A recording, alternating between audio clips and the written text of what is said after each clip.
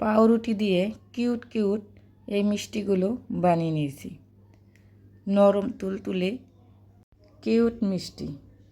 আসসালামু আলাইকুম, বৃষ্টি ব্লগ অ্যান্ড রেসিপি থেকে আমি বৃষ্টি বলছি। সবাই কেমন আছেন? আশা করি নিশ্চয়ই ভালো আছেন। আমি আলহামদুলিল্লাহ ভালো আছি। আমার ভিডিওটি যে যেখান থেকে দেখতেছেন কাছে ও দূরে তাদের অসংখ্য ধন্যবাদ। ভিডিও দেখার সময় একটা লাইক দিয়ে ভিডিও দেখবেন আর ফলো করবেন। আজকে ঘরে থাকা পাউরুটি দিয়েই ছোট্ট ছোট্ট মিষ্টি বানিয়ে নেব। তো তার জন্য নিয়ে নিলাম একটা ডিম আর 3 পিস পাউরুটি। পাউরুটিগুলো আমি ভালো করে ছোট ছোট করে ছিঁড়ে নিচ্ছি। তারপর ডিম দিয়ে আর পাউরুটি দিয়ে ভালো করে মাখিয়ে নিচ্ছি। একদম মিহি করে নেব। এখন সামান্য পরিমাণে বেকিং পাউডার দিয়ে দিলাম আর দিয়ে দিলাম 1 চামচ ময়দা। হাতে নিয়ে অল্প একটু পানি দিয়ে ভালো করে ডো বানিয়ে নেব। অনেকটা সময় নিয়ে মাখতে হবে যেন কোনো শক্ত শক্ত বা দলা দলা না থাকে। তারপর মাখিয়ে কিছুক্ষণ রেখে দিয়েছিলাম। এখন আমি ছোট ছোট করে বল বানিয়ে নেব।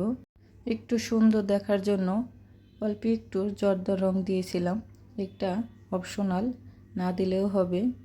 আমি ছোট ছোট করে বল বানিয়ে নিয়েছি, মিষ্টিগুলো বানিয়ে নিয়েছি। এখন তেলের মধ্যে ভাজবো এক এক করে। তেলটা কিন্তু বেশি গরম না, অল্প গরমের মধ্যেই দিতে হবে। বেশি গরমের মধ্যে দিলে কিন্তু তেলটা বেশি গরম হলে কিন্তু মিষ্টিগুলো ভেঙে যাবে।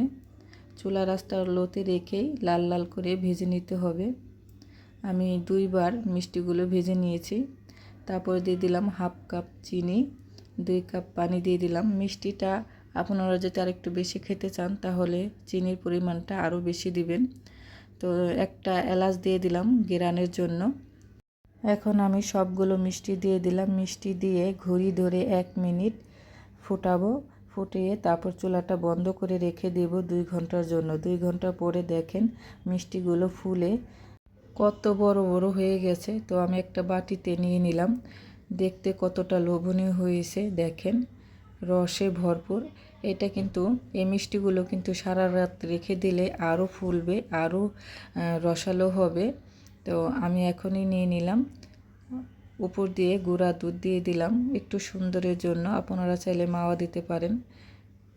কি যে মজা হয়েছে, কাউকে না বললে কেউ বুঝতেই পারবে না এটা পাউরুটির কিউট মিষ্টি। ভিডিওটি যদি ভালো লাগে লাইক কমেন্ট করবেন, শেয়ার করবেন, ইউটিউব চ্যানেলটা সাবস্ক্রাইব করবেন। আর ফেসবুক পেজটা যারা দেখতেছেন প্লিজ আমার ফেসবুক পেজটা সবাই ফলো দেবেন। আমার রেসিপিগুলো কেমন লাগে আপনাদের সুন্দর মতামত কমেন্টে জানাবেন। এই সুন্দর সুন্দর রেসিপি যদি দেখতে চান তাহলে আমার ফেসবুক পেজটা সবাই ফলো দিয়ে পাশে থেকে যাবেন। তো সবাই ভালো থাকবেন, সুস্থ থাকবেন। দেখা হবে নতুন আর একটা ভিডিওতে। আল্লাহ হাফেজ।